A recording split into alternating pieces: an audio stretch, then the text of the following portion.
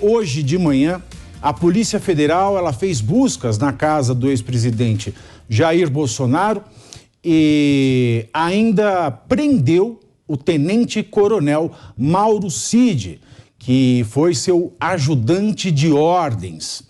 A operação, que foi autorizada pelo Supremo Tribunal Federal, dentro do inquérito das milícias digitais, investiga a inserção de dados falsos de vacinação da Covid-19 no sistema do Ministério da Saúde. Para explicar melhor essa situação, nós vamos direto a Brasília com o nosso repórter Bruno Pinheiro. Bruno, boa tarde.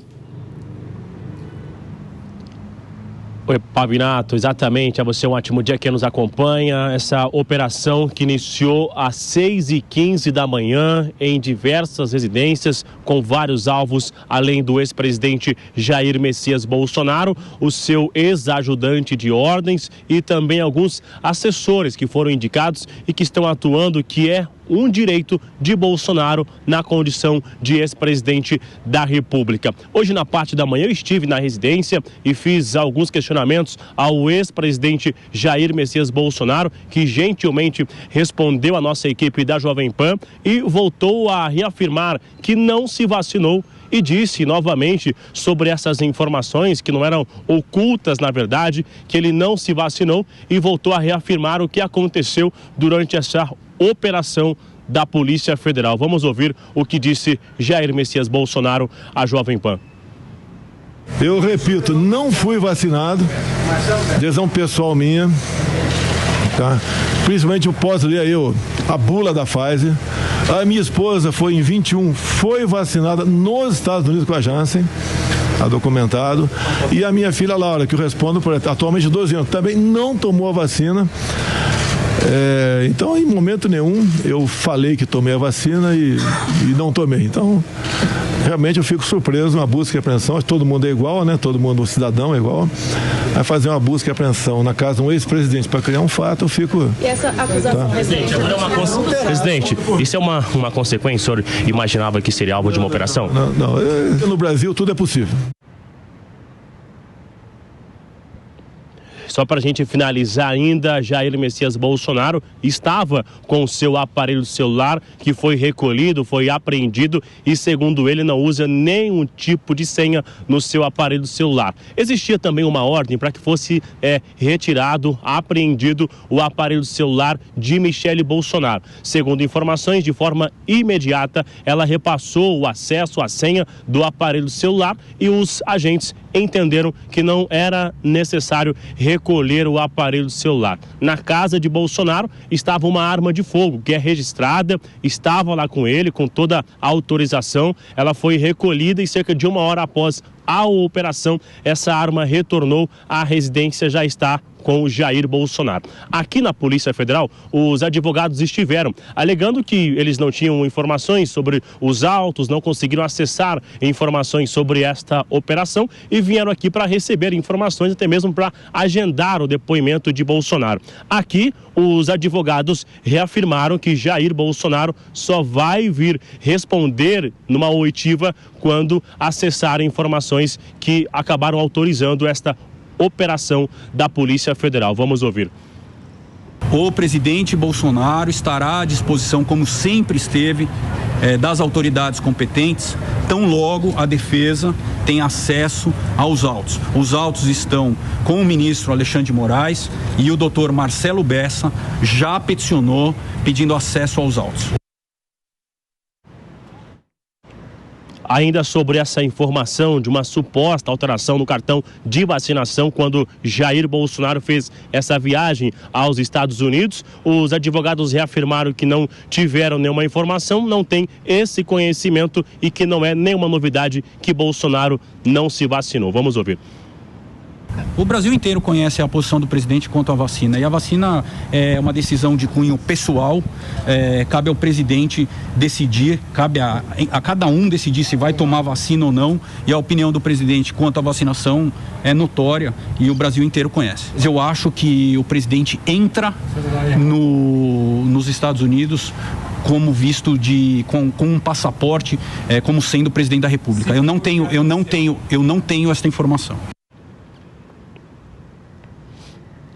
Essa viagem que durou cerca de 90 dias, agora a expectativa é se Jair Bolsonaro, se ele será ouvido ainda hoje aqui na sede da Polícia Federal. Havia uma expectativa de ele ser ouvido hoje sobre as joias. Essa oitiva já está adiada, não vai acontecer. A expectativa é que ele chegue até a sede e seja interrogado sobre a operação de hoje. A gente continua acompanhando. Pavinato. Obrigado, Bruno. Retorne assim que tiver mais novidades. Bom, esse é o assunto do dia. Todo mundo, quando acordou, já foi surpreendido com essa notícia. O presidente Jair Bolsonaro, que já está sendo investigado em 2 outros casos que podem levá-lo à inelegibilidade. Quais são esses? A questão das joias recebidas da Arábia Saudita e também uma questão que, na minha humilde opinião, nós podemos debater aqui também, é o chamado crime de abuso de poder político, um crime que não existe no Código Eleitoral. O único abuso que há dentre os crimes eleitorais é o abuso de poder econômico. Então surge agora esta investigação, que, dentre as outras duas, tem mais potencial de levar Bolsonaro à inelegibilidade, se é condenado em primeira e segunda instâncias, e também apenas de prisão. Hoje de manhã foram presos, além do tenente-coronel, que é o ex-assessor pessoal, ajudante de Jair Bolsonaro, o Mauro Cid, foram presos também Max Guilherme e Sérgio Cordeiro, outros 2 assessores de Bolsonaro, assim como João Carlos Brecha, que era secretário de Cultura e Turismo de Duque de Caxias, no Rio de Janeiro. Segundo a Polícia Federal, os dados falsos inseridos, a inserção desses dados falsos aconteceu entre novembro de 2021 e dezembro de 2022. Teriam sido forjados os certificados de vacinação de Jair Bolsonaro, da sua filha de 12 anos, Laura Bolsonaro, de Mauro Cid Barbosa e também da mulher e da filha de Mauro Cid Barbosa. Pela manhã, o Bolsonaro falou conosco aqui na Jovem Pan, o Bruno Pinheiro trouxe essas imagens do depoimento que ele deu de manhã e nós também acabamos de falar, eu tive a oportunidade de falar diretamente com o ex-presidente Jair Bolsonaro, agora no Pânico, né? E o presidente Jair Bolsonaro, ele afirma que ele é vítima de uma armação, que ele não tomou vacina, que a sua filha, Laura, de 12 anos, não tomou vacina por indefinição de tratamento médico em caso dos efeitos colaterais, e ele discutiu isso assim que ele viu a bula da vacina, logo que a Anvisa liberou para crianças a partir de 10 anos, e segundo o Estado de São Paulo, o jornal Estado de São Paulo, o João Carlos Brecha, que era secretário de turismo lá de Duque de Caxias, ele é o suspeito de inserir os dados falsos na carteira de vacinação de Bolsonaro. O secretário de Cultura e Turismo de Duque de Caxias teria acessado o sistema do Conect SUS e inserido dados de vacinação no estado do Rio de Janeiro em outubro de 2022. Em defesa, ele diz que não tinha nenhuma relação com o ex-presidente ou com a sua família. Bom, caso esta operação da Polícia Federal confirme o que está sendo investigado, confirme as suspeitas da polícia, Bolsonaro pode responder por 6 crimes, meus queridos. Eu fiz aqui uma listinha de coisas assim. Se ele sabia, né, se a versão dele não é verdadeira, os crimes são corrupção de menores, lá do Estatuto da Criança e do Adolescente, não do Código Penal, porque o do Código Penal fala em questão libidinosa, sexual. No Estatuto da Criança e do Adolescente é envolver a criança em alguma atividade criminosa. Então, porque envolve a sua filha Laura de 12, além da corrupção de menores, o crime de infração de medida sanitária preventiva, estes no Código Penal, como os demais, associação criminosa qualificada, porque envolve uma menor de idade, falsidade ideológica qualificada, por se tratar de uma autoridade, o uso de documento falso, ou seja, quantas vezes ele usou, se é que ele usou esse documento, e inserção de dados falsos em sistema de operação. Bom, em sistema de informação. Se ele não sabia, ou seja, se a investigação chegar à conclusão de que a versão de Bolsonaro é verdadeira, quem vai responder pelos crimes é quem fez esta inserção a fim de prejudicá-lo. E os crimes serão de infração de medida sanitária preventiva, associação criminosa, falsidade ideológica qualificada e modificação ou alteração não autorizada de sistema de informações. Bom, no caso de condenação de Bolsonaro, como eu já disse, ele pode pegar uma pena de reclusão que pode ultrapassar a 20 anos e também se tornar inelegível. E vamos ver o que isso vai dar. Capês, eu começo com você. Uma coisa chamou muito a atenção. Como é que... Eu perguntei ao Bolsonaro agora, faz meia hora, o seguinte: tudo isso nasce de um questionamento. Como é que o Bolsonaro esteve nos Estados Unidos sem o cartão de vacinação? Ora, ele explicou que quando ele foi para aquela reunião da ONU, como chefe de Estado, ele pôde ir para lá. Mas ele não podia entrar nos lugares. Lembra da foto dele comendo pizza lá na calçada? Quem tem memória vai se lembrar. E quando ele voltou para lá, depois das eleições, acho que foi dezembro do ano passado, já não era mais requisito apresentar a carteira de vacinação. Se não me falha a memória, me corrijam se eu estiver errado. Bom, essa informação ela foi obtida através de uma quebra de sigilo dos dados de saúde do presidente, o que fere a LGPD. Ou seja, a CGU desrespeitou a LGPD, o Ministério da Saúde desrespeitou a LGPD e revelou dados privados do presidente, e a partir disso surge esse caso. Capês, o que você acha que pode ser uma armação? Acha que a Polícia Federal ela tem algum elemento que justifique isso? Porque até agora, se eu não me engano, nada nos foi informado. Boa tarde. Muito boa tarde, Tiago, Mano, Deise, todos aqui que estão nos assistindo, os nossos espectadores. A questão aqui é a seguinte: em primeiro lugar, é claro que não foi o presidente pessoalmente quem acessou os dados e falsificou aquela informação. Alguém o fez.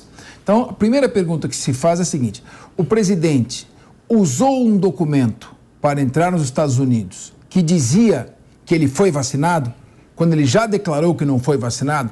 Nesse caso, se ele usou o documento, não tem como ele negar esta ciência com relação ao fato. Evidentemente, se trata de um crime, não é um dos crimes mais graves, mas é um crime grave, principalmente se tratando de um ex-presidente, falsificação do documento público.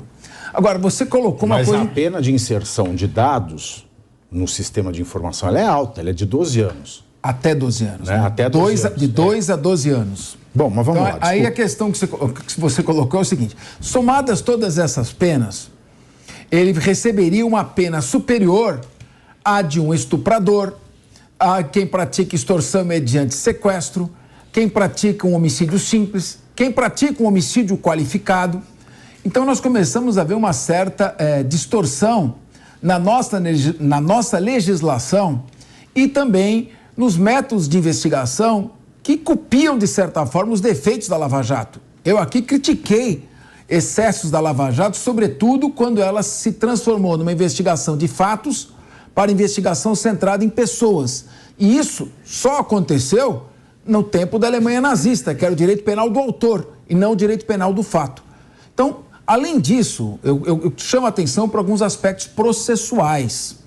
Primeiro, se não existem autoridades com foro privilegiado para serem julgadas perante o Supremo Tribunal Federal. O Supremo Tribunal Federal já decidiu que, cessado o mandato, cessa o foro privilegiado, que é o chamado foro por prerrogativa de função. Só haveria competência do Supremo Tribunal Federal se estivesse ali envolvido algum deputado federal, senador ou alguma autoridade com competência do Supremo Tribunal Federal para julgar. Então, já começa daqui uma questão que nós temos que refletir, porque a questão processual é muito importante. Mas tem O processo penal, o processo penal, ele existe para estabelecer um caminho democrático para a apuração dos crimes. Porque é mais fácil não ter processo, pegar a pessoa e já punir. Então tem que ser respeitado. Então essa é a primeira questão, já vou te dar o teu à parte, que tem que ter a competência do Supremo Tribunal Federal. E para isso não havia nenhuma autoridade dotada de foro por prerrogativa de função. O segundo ponto é que Agora, também não houve... Explica uma coisa, tá? Me explica uma coisa. Fica claro que há um problema de competência, como em tantos outros casos que nós comentamos aqui. Isso sai do inquérito das milícias digitais. O que isso tem a ver com milícia digital? Também não tem... Sai completamente do objeto da investigação também, o que fere o princípio da impessoalidade. É mais um vício que nós temos, que você bem colocou. E a questão da prisão, não digo que não seja grave e que, se assim agiram, eles merecem uma punição, porque ingressar num sistema federal de informação, falsificar uma informação, tendo acesso privilegiado, claro que é um crime grave. Mas a prisão preventiva, e segundo o plenário do Supremo Tribunal Federal já fixou, a prisão temporária também, exigem o requisito da contemporaneidade. E nós não estamos falando de uma ação contemporânea, de uma ação que já passou. Então não precisa esse hábito do Brasil de decretar a prisão, chamar a atenção da mídia para um fato e, em seguida, soltar a pessoa. Então, acho também errado. O Mano fez Você tinha uma consideração a fazer? Uma consideração é que houve uma informação hoje mais cedo que haveria um deputado federal do Rio de Janeiro envolvido na investigação e que, por isso, haveria o foro privilegiado. Só que também haveria... Mas nós temos a relação dos 16 aqui. Sim, mas... Eu não vi nenhum deputado federal. Eu vou apurar, mas é que haveria informação, mais cedo no Morning Show a gente trouxe isso através do Cláudio Dantas, que entrou de Brasília com essa informação, de que haveria um deputado federal do Rio de Janeiro envolvidos como um dos objetos de investigação, mas que ainda não havia sido divulgado o nome dele em função de sigilo do processo. Nós não temos conhecimento disso, pelo menos não foi divulgado. Que havia um deputado federal com o nome mantido em sigilo. A gente está esperando o deputado. Eu não vi. Presidente do 8 de janeiro. Porque, senão, exatamente. E de toda forma, esses inquéritos que se alongam sem nenhum tipo de transparência. É o inquérito Titiolina. Né? Abriu, não fecha mais. Ô, Pavinato. Oi. Eu queria fazer... Você disse no começo do programa que é o assunto do dia. Quando, na verdade, não deveria ser. É por isso que eu acho tão estranha essa operação da Polícia Federal. Porque o assunto do dia hoje era para ser uma tentativa de censura descarada ao povo brasileiro e que foi ofuscada pelas manchetes dessa operação. E aí eu te pergunto, é tão grave realmente para a Polícia Federal agir com tanta urgência assim, cartão de vacinação, quando a gente vê o Sérgio Cabral hoje tendo condenações anuladas, de novo. O Sérgio Cabral hoje, pelo novo juiz da Lava Jato, ele teve de novo anulações das suas condenações. Isso é um absurdo. E aí a gente vê a prisão do Coronel Cid, né? Que era o braço direito, sim, do Bolsonaro, era aquela pessoa que fazia tudo relacionado ao Bolsonaro, estava sempre ao lado do presidente. Agora, a prisão do Coronel Cid, ela é muito rápida. Já a prisão do general Gonçalves Dias, ela não acontece. É isso que eu peço sempre para as pessoas botarem lado a lado. Fica muito descarada a posição da Polícia Federal, fica descarada a posição do Judiciário. O que está acontecendo? Hoje a Polícia Federal, ela prende por cartão de vacinação, mas o que eu mais vejo no Brasil são corruptos soltos. A gente acaba de ver o Sérgio Cabral com anulações de condenações de novo. O Sérgio Cabral, ele tinha que estar na cadeia até hoje. Então, eu acho que a gente tem que questionar, vocês até mais do que eu, que trabalham com justiça. Eu sou um cidadão, sim, que tento me atualizar sobre política, mas não sou estudioso como vocês. Por quê que a justiça hoje ela é tão parcial a esse ponto? Por que são 2 pesos e 2 medidas? Por que o Cid foi preso tão rápido e o general Gonçalves Dias está solto? Agora você quer me complicar, né? Sim. Porque a resposta você sabe que ninguém pode falar. É isso, mas o que eu falo é que está muito descarado. Tá muito descarado o que está acontecendo. E para mim não é coincidência. Acabaram com o assunto da PL. A PL foi uma vergonha, que a gente vai falar sobre isso no programa, eu sei. Mas nas principais mídias, a manchete é essa. É a Polícia Federal na casa do Bolsonaro e ninguém fala sobre a covardia que foi feita pelo governo Lula e pelo senhor Arthur Lira de terem adiado a PL porque sabiam que iam perder essa tentativa de censura descarada ao povo brasileiro. E aí, qual é o assunto nas principais mídias que interessam a elas? É muito claro, a gente tem que deixar muito claro. Interessa para grande parte da mídia que o assunto seja a Polícia Federal na casa do Bolsonaro e não a PL que ontem foi um escândalo e que acabou sendo ofuscada principalmente nas grandes mídias. Então, eu só discordo de você aí. Eu não acho o assunto do dia. Eu acho que forçaram, tornaram esse o assunto do dia. Thiago.